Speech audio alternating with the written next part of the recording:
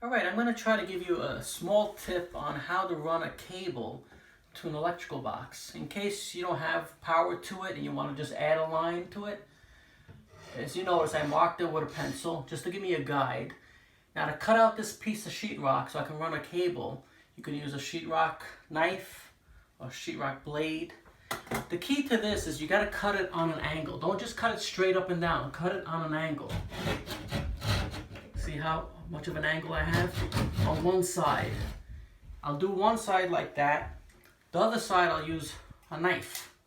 I'll cut the other line.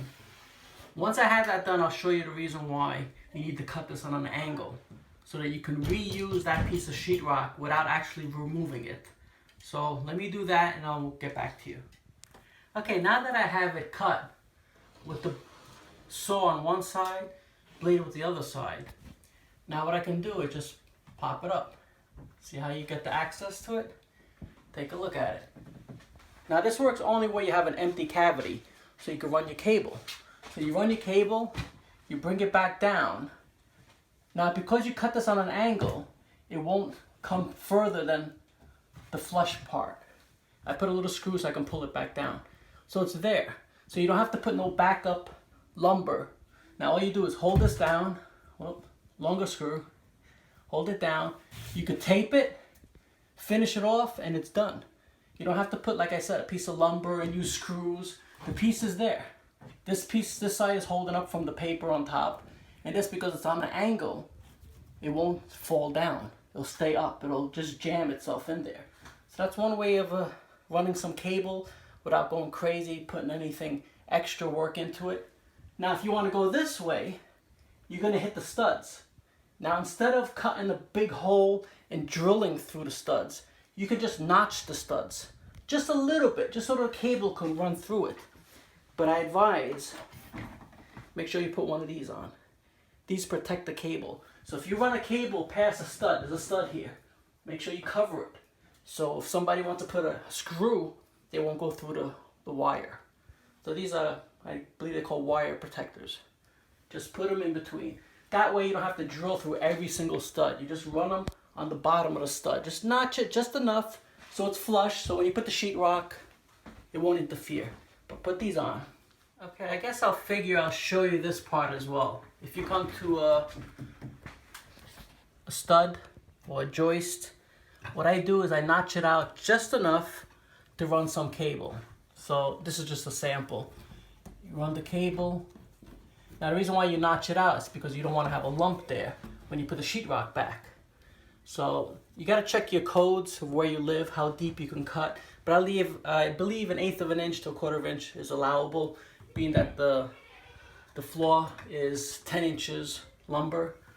You got to get this piece that I mentioned before. You can either nail it in or you can slide it in. If you slide it between the sheetrock, you have enough play. So see, it protects it. So if you ever put a screw, it won't go through there. It won't screw into the wire. Now if you see, I have a little space there, so I can put a screw there. But to avoid that, I'm going to show you a different way of putting up this piece of sheetrock. Instead of nailing it, get a piece that's a little bit bigger, both ways, widthwise, lengthwise. And what I do, I have a pencil on me, I just mark it. See, like this. I'm going to mark it on the back side. The way I'm going to do it is, I'm going to mark how wide it is on both sides. You can see on this side too. You don't need a ruler to do this. Just mark it a little bit smaller than what it is. See? Got the two marks. What you got to do is match the marks. I would suggest use a straight edge, but I'm using my hand. I'm pretty close. Do the same way this way. See, it's right here. Same thing here. Now you're asking why you're doing this. I'll show you right now. Get your knife and you score it.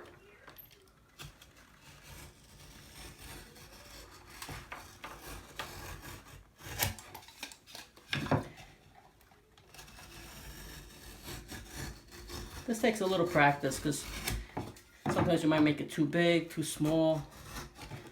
But the reason why I do this is you don't have to screw it in. And now once you have it scored, you just crack it. Now you peel it. You leave the paper on the other side. Be very careful the way you do it. If you're careful, you leave the paper on. You do it all the way around.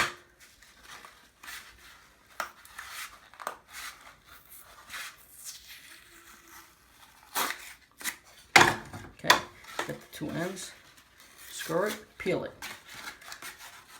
Now you're saying, why did you do that? Now you don't have to tape. You don't have to use sheetrock tape, compound tape. It fits right in there. Look how it fits. See a perfect fit? And look at that. It covers perfect. Now all you gotta use a spackle. So I would put some spackle around here, put a little bit in the middle, stick it in there, wipe it down. Look at that. You got a clean fill. This is using the paper itself as the compound paper. So you don't have to cut strips and little pieces here, little piece here, little piece here. That'll take forever. It's gonna be a lump. This way it's nice and clean. I don't have to screw. I don't have to worry about that wire. And you're done. It takes a little bit of time and practice, but this is called a blow patch, in case you need to know. This is the best way of doing things.